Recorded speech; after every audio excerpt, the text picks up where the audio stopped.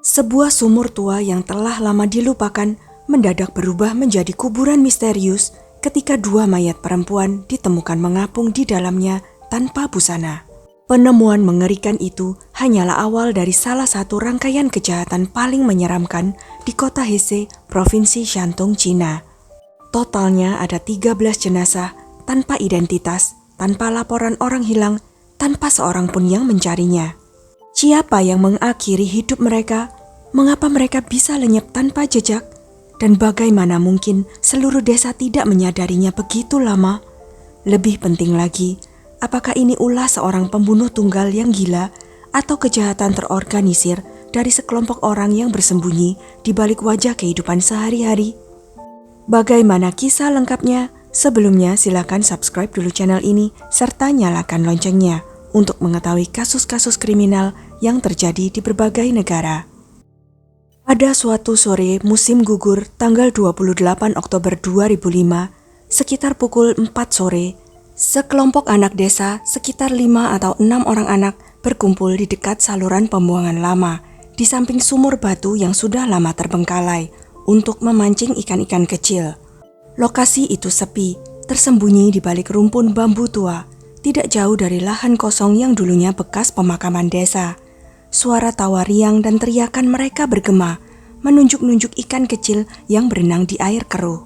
Saat sedang asik bermain, salah satu anak yang penasaran memperhatikan sumur batu tua itu tertutup rapat dengan penutup beton tebal. Rasa ingin tahu mendorongnya untuk membuka.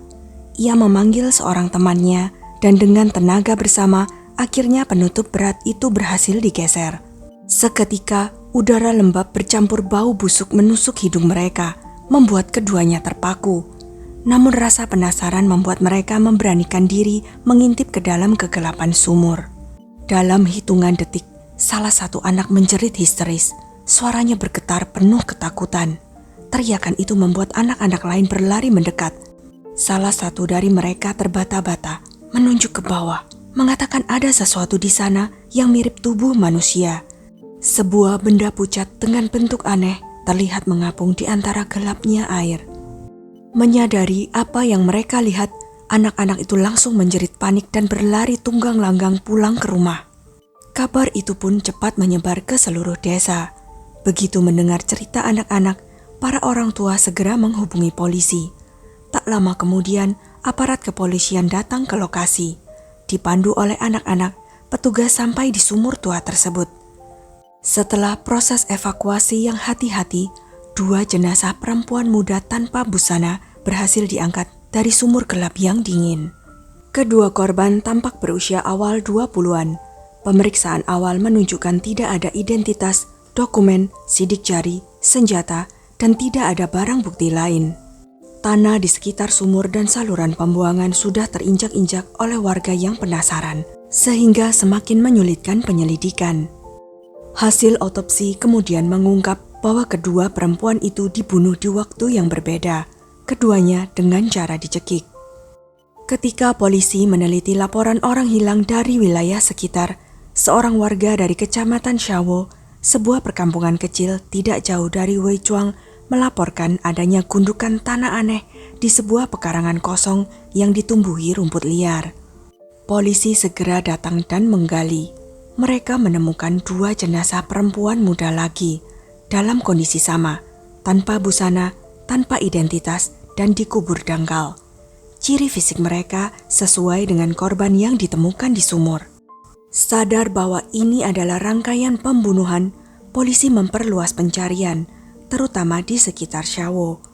Namun kejutan sesungguhnya datang dari desa Daton, sekitar 20 km dari Shawo. Di sebuah sawah kosong, polisi menemukan tanah yang baru tergali. Setelah digali lebih dalam, 9 jenazah perempuan lagi ditemukan, terkubur berdekatan. Semuanya tanpa busana, masing-masing di liang terpisah tapi berdempetan. Tingkat kebusukan berbeda-beda, menunjukkan mereka dibunuh dalam rentang waktu beberapa bulan, sebagian lama, sebagian baru-baru ini. Tak berhenti di situ, saat menyisir area sekitar, polisi menemukan tanda-tanda mencurigakan di dekat sumur lain.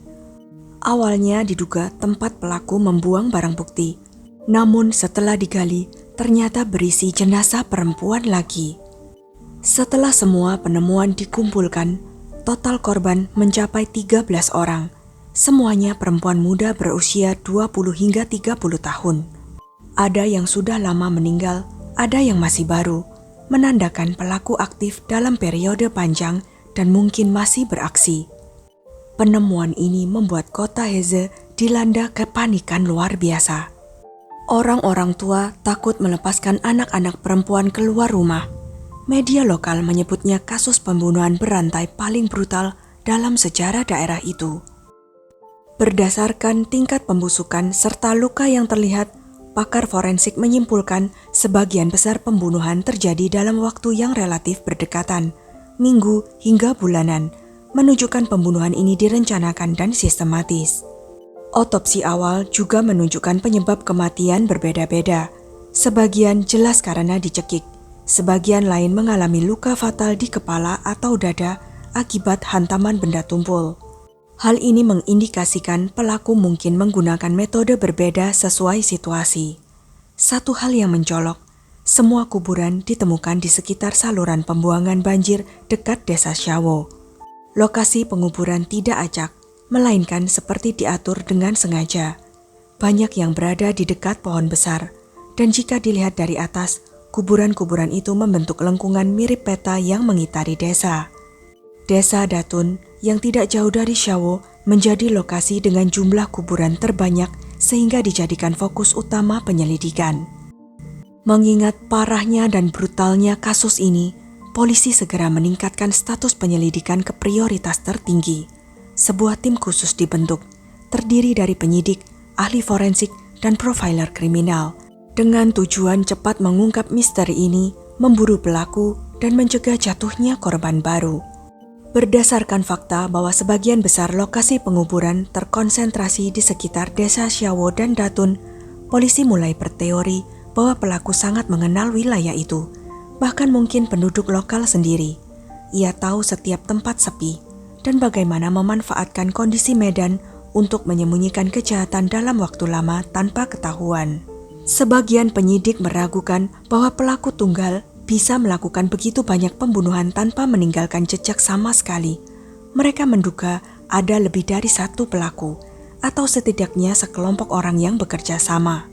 Beberapa jenazah juga menunjukkan tanda-tanda kekerasan atau pelecehan seksual sebelum dibunuh, sehingga muncul dugaan awal bahwa pelaku adalah pria dengan sifat kasar, menyimpang secara seksual, dan sangat berbahaya.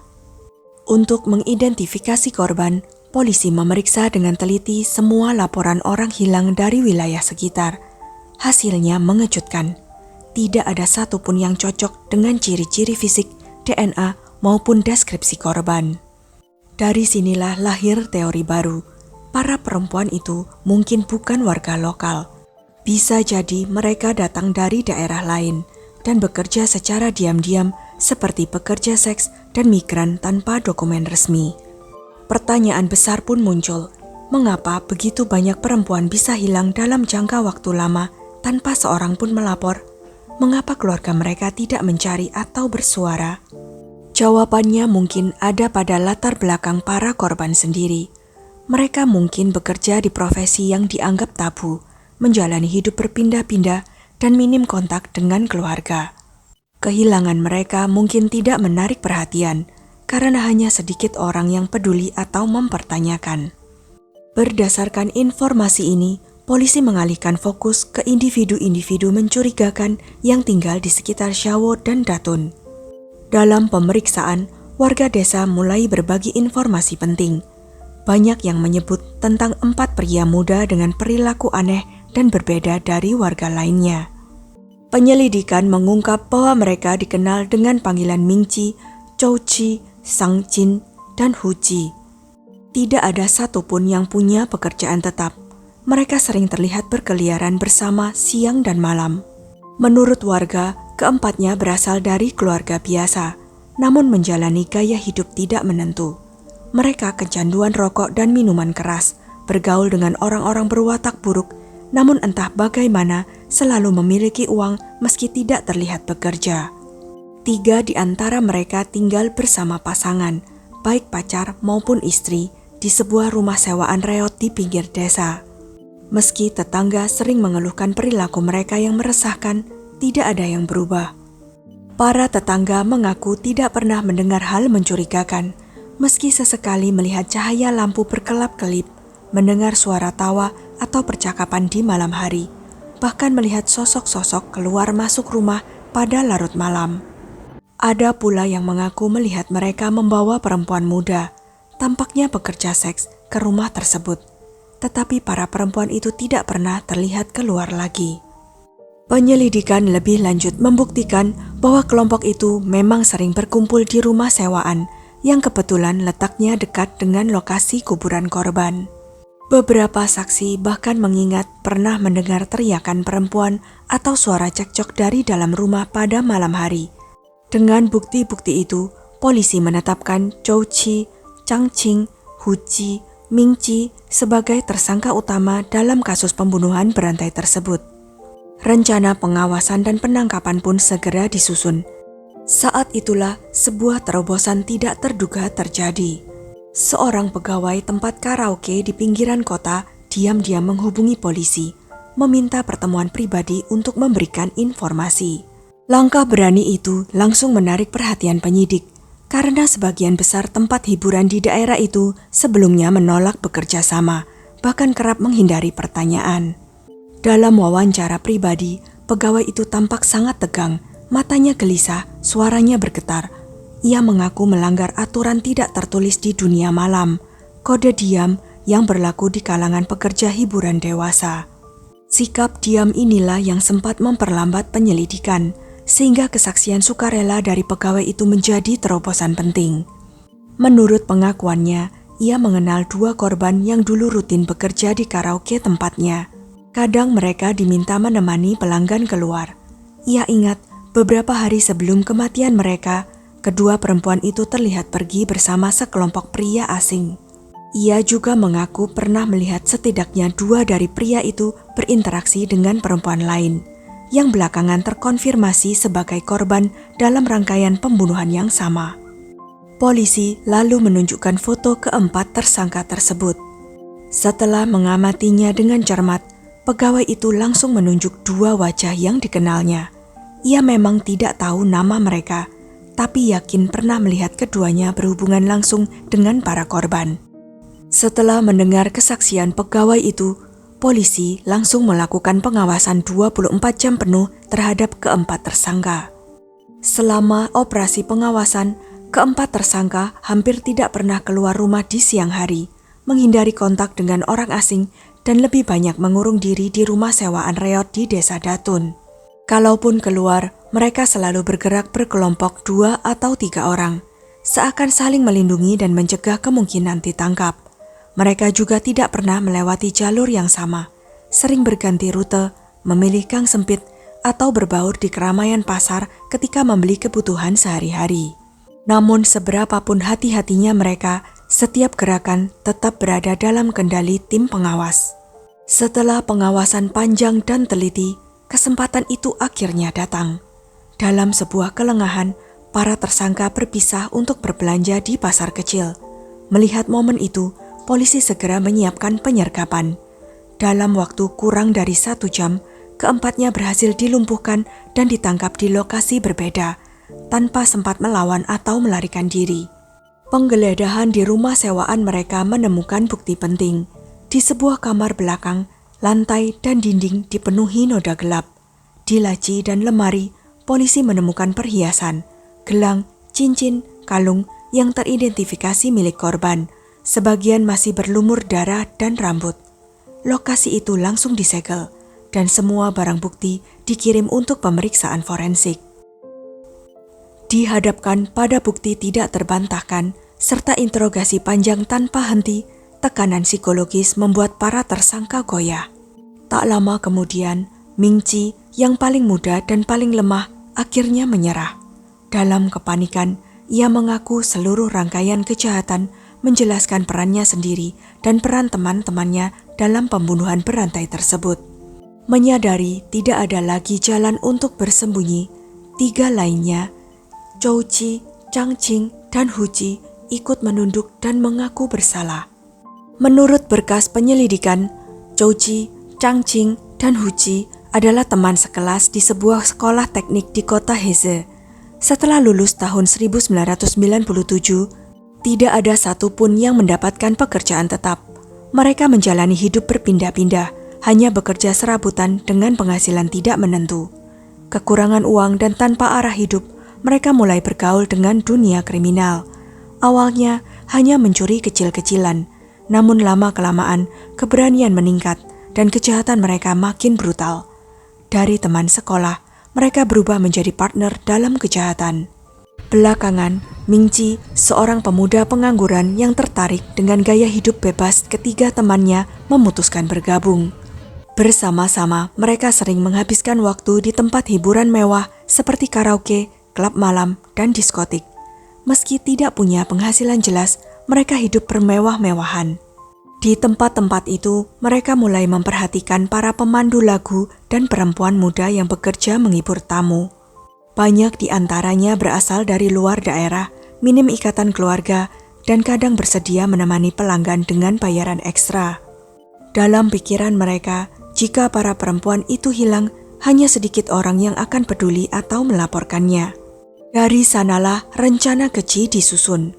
Mereka berpura-pura sebagai pelanggan kaya, menawarkan bayaran tinggi untuk mengajak korban ke rumah sewaan. Para perempuan itu tergiur janji uang, mengikuti tanpa curiga, tanpa tahu bahwa di balik pintu rumah itu, maut telah menanti. Pada awalnya, tujuan mereka hanya merampas uang dan barang berharga. Namun untuk menghapus jejak dan mencegah terbongkarnya aksi, mereka memutuskan untuk membunuh. Mayat para korban lalu dibuang di tanah kosong dekat desa, atau dilempar ke sumur tua. Siklus itu terus berulang, terencana, sistematis, dan tanpa belas kasihan. Sidang terbuka untuk keempat tersangka digelar di Pengadilan Rakyat Kota Heze. Kerumunan besar hadir, warga setempat, wartawan, hingga keluarga korban. Vonis akhir dijatuhkan. Keempatnya dijatuhi hukuman mati atas berbagai tuduhan, termasuk pembunuhan, perampokan, dan penodaan mayat. Kasus ini mengguncang seluruh negeri, menyita perhatian media dan publik. Meski keadilan telah ditegakkan, pelajaran dari kasus ini tetap jelas. Kita harus waspada dan bersatu membangun masyarakat yang aman dan manusiawi, di mana setiap orang, siapapun dia, dilindungi dan dihormati. Sekian kisah kali ini. Jangan lupa untuk klik like, share, subscribe, dan komen ya pendapat kalian. Sampai jumpa lagi di video-video selanjutnya.